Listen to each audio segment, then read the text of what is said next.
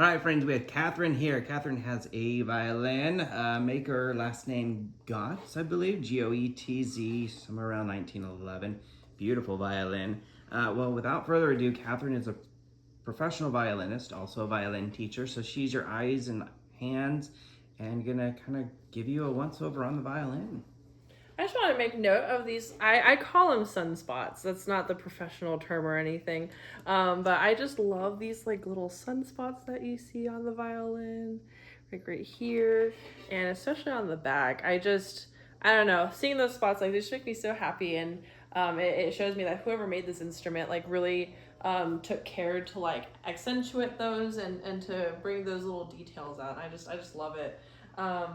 And just instrument coloring just makes me so happy. It's also kind of more on like the reddish side, which is just gorgeous. I think it's just so beautiful to look at.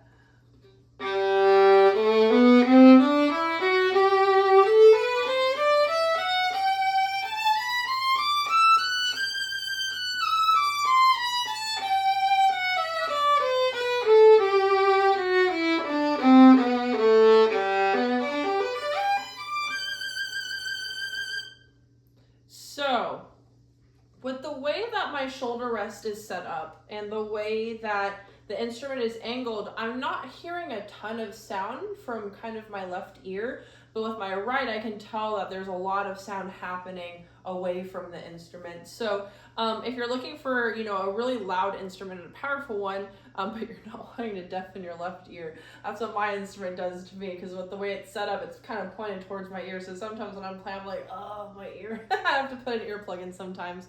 But this one, it's set up to where it kind of sends the sound very much away. So it's an unusual perk, is what I would call it. So, but I can just tell from over here that it's really sending a lot of sound away from the instrument. And I think that's a wonderful quality in an instrument, of course, especially if you're playing more solo music, or if you're competing in some of those high school competitions.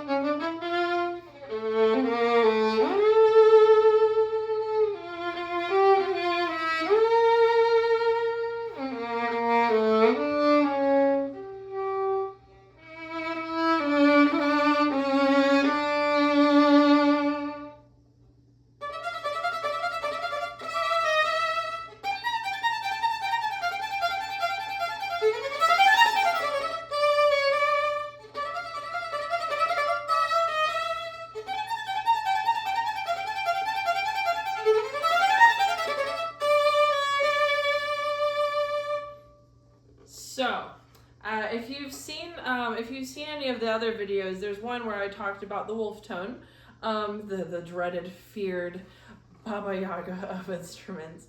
At least for me, I dread finding a wolf tone. But as I slid up, oh my gosh, like the sound of the shift of going into Sol G, meaning playing up on the G string, the sound was just gorgeous. And my hand just flew up there. Sometimes with some instruments, with the way that they're built, it's kind of difficult to get up there, and it's a little uncomfortable for the hand. My hand just slid up there like an ice skater, so that was incredible. And not a wolf tone to be seen. So I had to hold back from smiling whenever I shifted.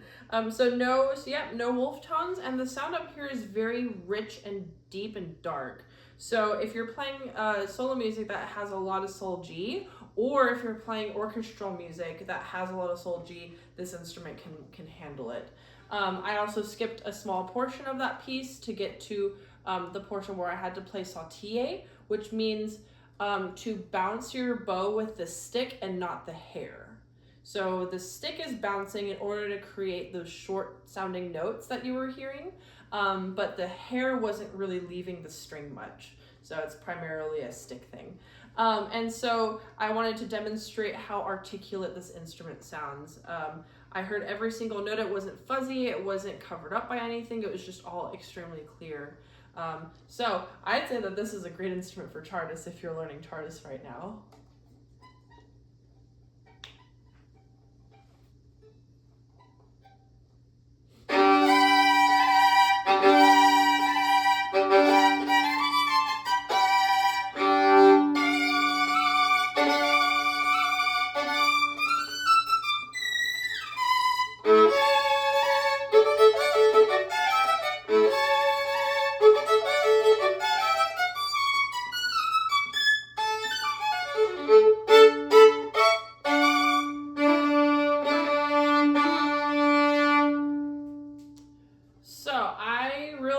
enjoyed playing that because, again, it wasn't deafening my ear as I was playing it, but I was able to hear everything that was happening and make adjustments accordingly.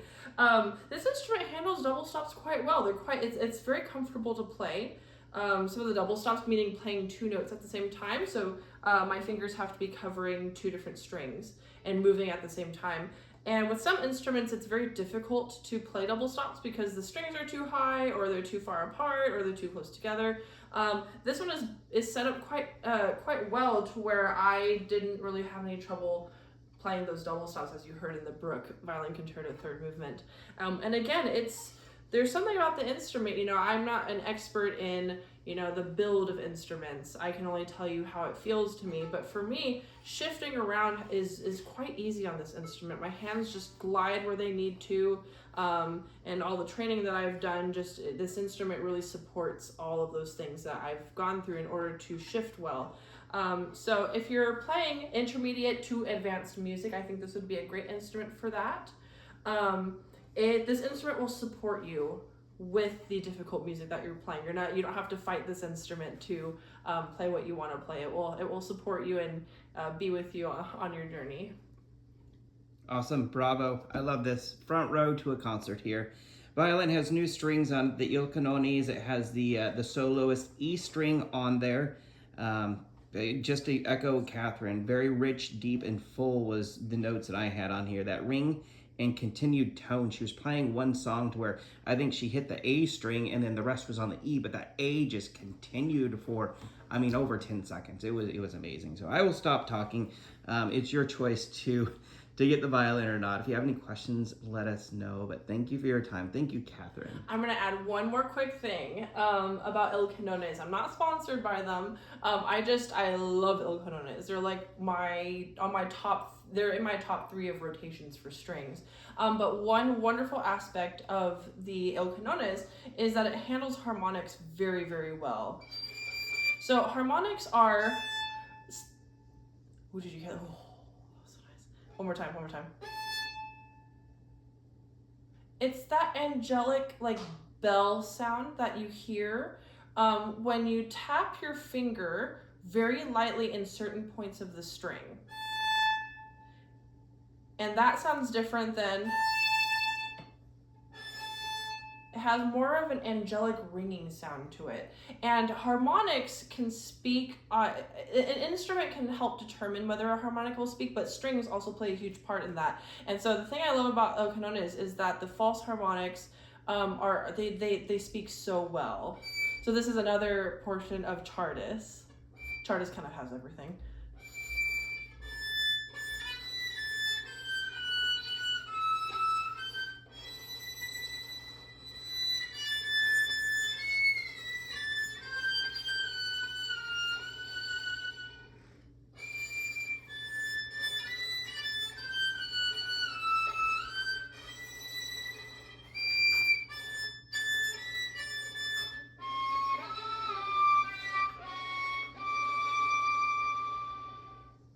So it kind of sounded like someone was playing like little bells when I played those harmonics. And honestly, I wish I had El Canones when I was studying Chartis because I had to fight my instrument to get the harmonics to speak. But here it's so effortless. So that's why I really, really love the El Canones. It really helps those false harmonics. If you are playing lots of pieces or pit pieces for theater shows, if you're in the pit, and there's a lot of false harmonics in some of those musical repertoires, these strings would be excellent for those. Bravo. And Catherine, that's why we love you and have you do the demos here. You do a wonderful job. Thanks again, and thanks for joining in, friends. Play on.